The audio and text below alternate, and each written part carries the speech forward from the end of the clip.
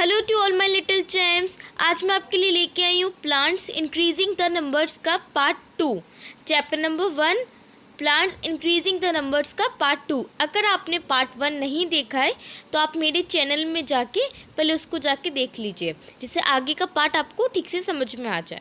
Now let's start now. तो यहाँ से हमारा पार्ट 2 स्टार्ट होता है, new plants from other parts of plant. इसका मतलब क्या है कि प्लांट्स के कुछ ऐसे पार्ट्स होते हैं जैसे स्टेम हो गया, रूट हो गया, जहाँ से हम न्यू प्लांट्स को ग्रो कर सकते हैं।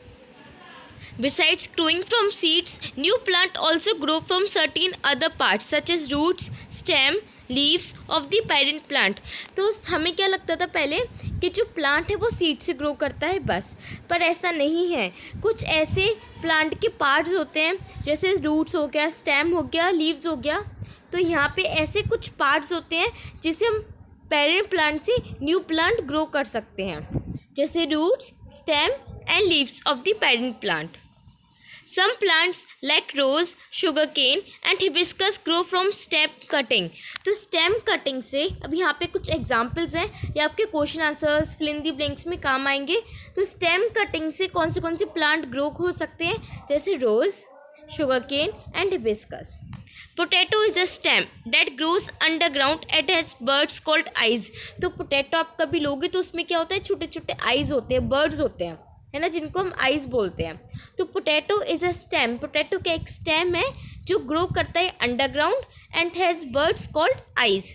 Any part of the potato that is birds on it can grow into a new plant. तो जो पोटैटो में जो बर्ड होता है उससे हम एक न्यू प्लांट जनरेट कर सकते हैं, ग्रो कर सकते हैं। Onion and ginger are also underground stems. तो जो ऑनियन है, जिंजर है, वो भी पोटैटो की तरह एक अंडरग्राउंड स्टेम है from which new plants grow, जहाँ से प्लांट्स न्यू ग्रो हो सकते हैं। Sweet potatoes and carrots are example of plants whose roots can. तो जो स्वीट पोटैटो हैं और जो कैरेट्स हैं वो किसके एग्जाम्पल्स हैं, वो प्लांट्स जिनके जो रूट्स होते हैं ना वो न्यू प्लांट में कन्वर्ट हो जाते हैं, ग्रो हो जाते हैं। देखिए यहाँ ये डायग्राम भी है, a stem cutting of a rose can grow into a new plant. तो ये जो स्टेम कटिंग है, किसकी स्टेम कटिंग है, रोज की, है ना, रोज की स्टेम कटिंग है, तो वो न्यू प्लांट में ग्रो हो सकता है। स्टेम हम कट करेंगे तो वो क्या होगा, वो फिर से रीजनरेट हो जाएगा और न्यू प्लांट बन जाएगा। वैसे ही यहाँ पे एक पोटैटो का भी एग्जाम्पल है, any part of the potato which has an I can grow into a new plant. तो देखिए ये क्या है, बर्ड्स हैं, राइट, ये क्या है, बर्ड्स हैं और आइज हैं छोटे छोटे, उससे क्या हम न्यू प्लांट को ग्रो कर सकते हैं, न्यू पोटैटो प्लांट रीजनरेट हो सकता है। वैसे ही यहाँ एग्जाम्पल है, a new plant can grow from the roots of a sweet potato. अब ये क्या है, स्वीट पोटैटो के रूट्स हैं, राइट। तो स्वीट पोटैटो के रूट से क्या है, फिर से जो स्वीट पोटैटो का न्यू प्लांट है वो ग्रो हो जाता है। एक और एग्जाम्पल है, new plants can grow from the leaves of the Bryophyllum. तो ब्रायोफाइलम क्या है, एक प्लांट है जिनकी लीव्स हैं, जो लीव्स होती हैं वो न्यू प्लांट में ग्रो हो सकती है। देखिए अब ये लीव है ब्रायोफाइलम की, है ना, और देखिए यहाँ पे ये प्लांट्स हैं, न्यू प्लांट है, ग्रो हो रहा है। The leaves of plants like the bryophyllum can grow into the new plants। तो ऐसे ही लीव्स हैं जो ब्रायोफाइलम की can grow into a new plant। तो इससे हमें क्या पता चलता है कि प्लांट्स के जो सीड होते हैं उसी से न्यू प्लांट नहीं, और उसके जो पार्ट्स होते हैं जैसे स्टेम हो गया, उसकी लीव्स हो गई, उसके रूट्स हो गए, उसके आई बर्ड्स हो गए जैसे पोटैटो के थे, उससे भी हम न्यू प्लांट को ग्रो कर सकते हैं। अब हम पढ़ते हैं crops and vegetables. When a plant is grown in large quantities at a place for food it is called a crop. तो क्रॉप कब बोलते हैं हम प्लांट्स को, जब प्लांट एक बहुत ही लार्ज क्वांटिटी में ग्रो हो, जैसे फार्मर्स करते हैं, जो फार्मर्स की फील्ड होती है वो क्या है, क्रॉप है। At a place for food provide होने के लिए हम क्या करते हैं, प्लांट को अगर लार्ज क्वांटिटीज़ में ग्रो कर रहे हैं, किसी बड़े उसमें फील्ड में ग्रो कर रहे हैं, तो उसे हम क्या बोलते हैं, क्रॉप बोलते हैं। Farmers grow different crops in different seasons. Farmers होते हैं ना वो बहुत होशियार होते हैं, बहुत एक्सपीरियंस्ड होते हैं, तो उनको पता होता है कौन से सीज़न में कौन सा क्रॉप ग्रो करना है। तो डिफरेंट क्रॉप्स होते हैं जो डिफरेंट सीजन्स में ग्रो करते हैं। हर एक क्रॉप का एक डिफरेंट सीज़न होता है, जैसे मैंगो का एक, उसका एक अलग सीज़न है। Crops like wheat and gram grown from November to April are called rabi crops. तो ये जो क्या है, बेस्ड ऑन द क्रॉप्स, उसके सीज़न के हिसाब से इसका क्या मैं आपको शॉर्ट नोट्स बना के दूंगी, तो आपको थोड़ा इजी हो जाएगा आपके फिल इन द ब्लैंक्स में, क्वेश्चन आंसर्स में। तो इसका एक शॉर्ट नोट मैं आपको प्रोवाइड कर दूंगी at the end of the video. Crops like wheat and gram grown from November to April. तो जैसे क्रॉप्स हैं, जैसे वीट हो गया, ग्राम हो गया, तो वो क्या करते हैं November to April winter season में ग्रो करते हैं, जिसे हम क्या बोलते हैं rabi crops. Crops grown from June to October, जैसे समर सीजन है, आर कॉल्ड खारिफ क्रॉप्स। जैसे अब खारिफ क्रॉप्स के एग्जाम्पल क्या है, rice, maize, jowar and bajra are kharif crops. तो ये सारे के खारिफ क्रॉप्स के एग्जाम्पल्स हैं। अब जो वेजिटेबल्स होते हैं like cabbage, cauliflower, radish, bean and pea grow during winter. तो विंटर के टाइम पे सारे के सारे जो क्रॉप्स हैं वो ग्रो होते हैं, जैसे cabbage, cauliflower, radish, bean and pea. Vegetables like brinjal, pumpkin and gourd grow in summer. तो ये सारे जो हैं वो क्या समर में ग्रो होते हैं। इसका एक क्या शॉर्ट नोट्स मैं आपको दे दूंगी वीडियो के एंड में, तो उससे क्या है आपको थोड़ा याद करने में आसानी होगी, क्योंकि ये क्या आपके जो हायर एजुकेशन होगा, जब आपका 6th क्लास से जब आप अपर और 7th 8th क्लास में जाओगे, तो ये चीज़ें जो है क्रॉप्स के बारे में वहाँ पे भी आपके काम आएंगी। तो आप क्या करना, उस नोट को आप अपनी कॉपी पे नोट कर लीजिएगा, याद कर लीजिएगा। Maize a kharif crop is grown in the summer. तो ये क्या है, डायग्राम किसका है, मेज़ का है, जो कि एक खारिफ क्रॉप है ना। अब हम देखते हैं wheat a rabi crop is grown in the winter. जो वीट है ना, वो रबी क्रॉप है। इसका ये डायग्राम है जो विंटर में ग्रो होता है। Different plants not only grow in different climates and seasons but also require different kinds of soil। अब ये क्या है, बेस्ड ऑन दी सॉइल, है ना, ये क्या है बेस्ड ऑन दी सॉइल। अभी हमने क्या पढ़ा था, based on the crop, based on the climate. अब हम क्या देखेंगे कि बेस्ड ऑन दी सॉइल कैसे कैसे क्रॉप को हम डिफर करते हैं। different plants not only grow in different climates and seasons but also require different kinds of soil. क्या होता है, जो फार्मर्स होते हैं ना बच्चों, तो उनको पता होता है कि कौन सा सॉइल है, उसमें क्या फर्टिलिटी है, उसमें क्या क्या चाहिए होगा उस क्रॉप के लिए। Rice and jute grow in clayey soil. तो जो राइस होता है और जो जूट होता है वो क्लेई सॉइल में ग्रो होता है, विच holds the plenty of water. अब क्या होता है, जो क्लेई सॉइल होता है ना, उसमें बहुत ह्यूमिडिटी वाली पावर होती है। उसमें पावर होता है कि जो वाटर का रिटेंशन होता है, मतलब वाटर को होल्ड करके रख सकता है। तो जो राइस और जूट होते हैं वो क्लेई सॉइल में ग्रो होते हैं। On the other hand jowar and bajra are grown in sandy soil. वर्ड और जो बाजरा होता है वो सैंडी सॉइल में ग्रो होता है। Cotton grows well in black soil. और जो कॉटन होता है वो क्या ब्लैक सॉइल में ग्रो करता है। इससे आप ना कैसे याद कर सकते हो, मैं आपको बताती हूँ। कॉटन क्या है, वाइट कलर का होता है ना, तो वाइट का अपोजिट क्या, ब्लैक, वाइट ब्लैक, तो वो ब्लैक सॉइल में ग्रो होता है। T plants need moist soil and grow on the slopes of hilly areas. जो टी प्लांट्स होते हैं ना, आपने टी प्लांट्स तो देखे भी होंगे, जब हिली एरियाज में आप ट्रिप पे जाते हो तो उसमें क्या होता है, कुछ मॉइस्ट सॉइल होती है, और वो बहुत क्या स्लोपी एरियाज होते हैं हिली रीजन्स में। तो coconut tree grow in coastal areas. अब देखिए इसको आप कैसे याद कर सकते हो, यहाँ पे भी सी है भाई, यहाँ भी सी है कोस्टल एरियाज में, तो कोकोनट से कोस्टल याद कर लो।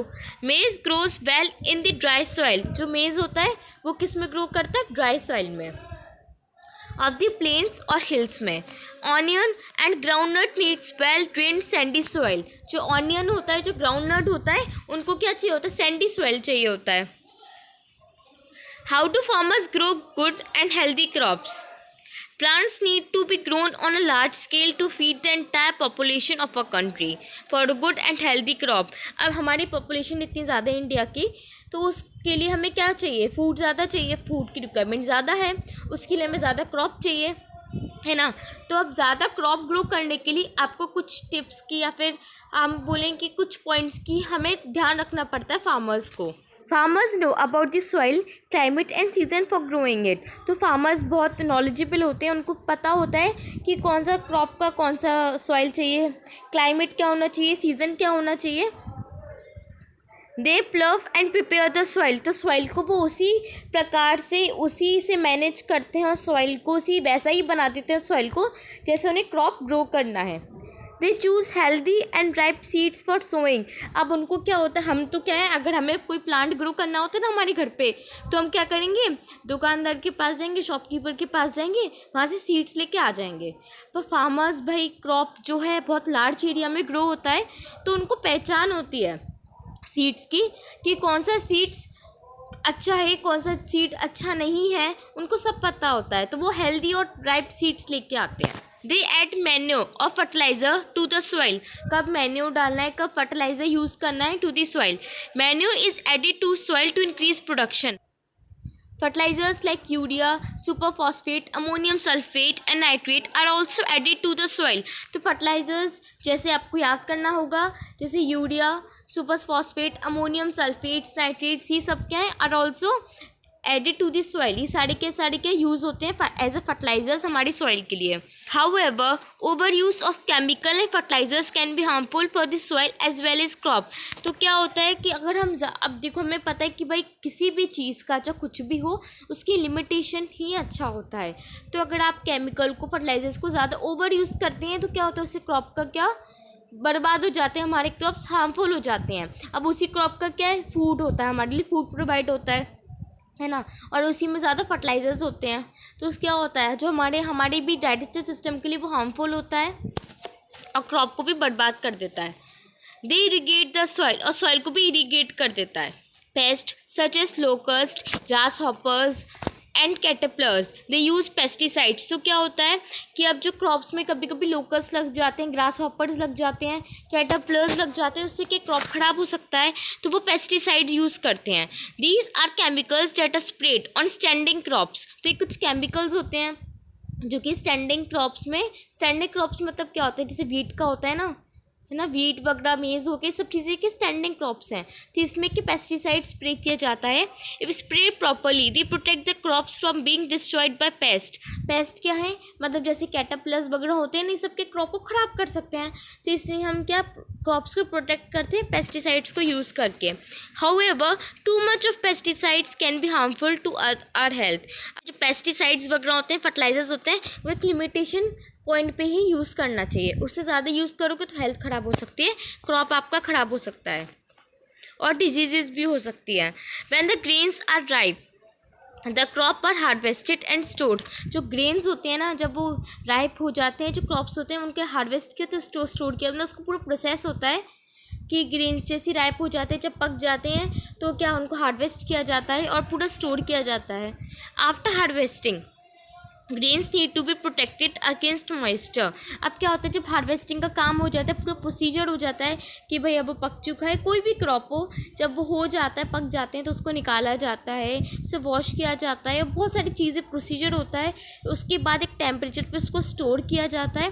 उसमें हमें क्या ध्यान रखना होता है कि मॉइस्चर से वो दूर रहें, तो जो वाटर कंटेंट होता है ना, उनसे वो दूर, वरना क्या होगा, वरना बैक्टीरियाज हैं उन पर अटैक कर सकते हैं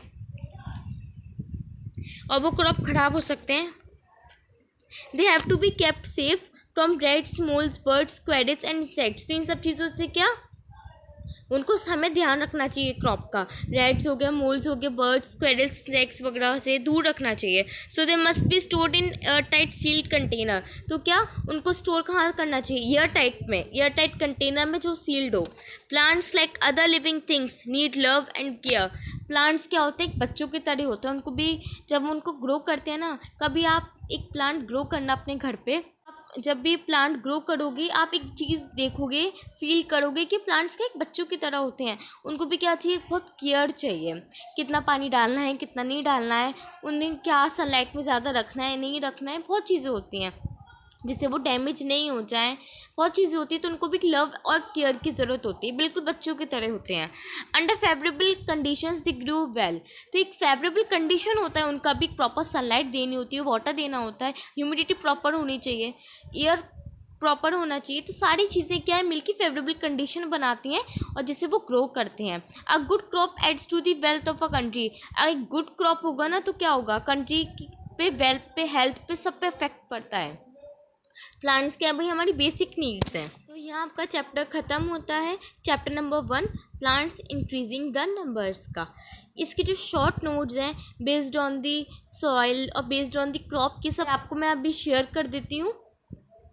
जैसे आप देख लीजिए, उसको याद कर लीजिए, आपको वो बहुत हेल्पफुल होगा। अगर आपके कोई भी डाउट्स हैं तो आप फ्रीली कमेंट बॉक्स में पूछ सकते हैं। So thank you to all and keep smiling.